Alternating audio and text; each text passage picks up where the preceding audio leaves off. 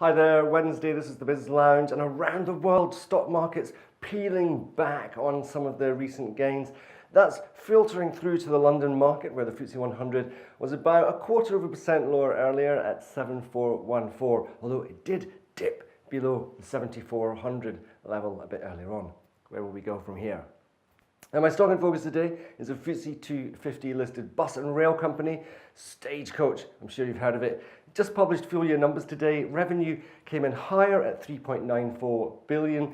Underlying pre-tax profit was 15.3% lower at 158.7 million, but the dividend for the full year was raised to 11.9 pence compared with last time. But the company did suffer some heavy losses, including a £129 million charge at its Virgin East Coastline rail franchise. It's now going back to the government to renegotiate its contract.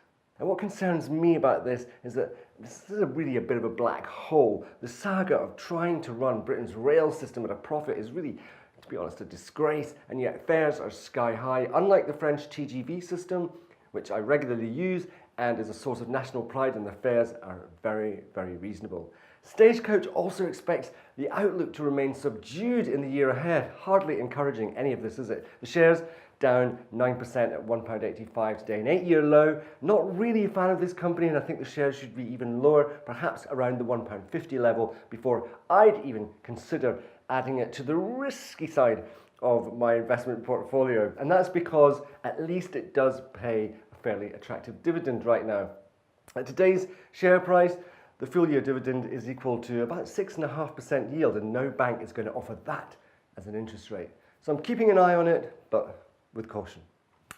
Big boss time, and well done Margherita Vestager. Now, she is the EU Competition Commissioner. She just fined Google yesterday €2.4 billion for anti-competitive practices. Google, of course, said it respectfully disagrees with the fine and it will challenge, but my advice, guys, is just pay up and move on. You really don't want to mess with the Margrethe. She's a steely Danish aptitude for getting her way, and perhaps Google, she knows that you paid your CEO, Sundar Pichai, $200 million last year. She also knows that your owner, Alphabet, had a pre-tax profit last year of $24 billion. So it might just be better to pay up, move on, and make the world a better place. Sometimes that's what money does, Google. See you tomorrow.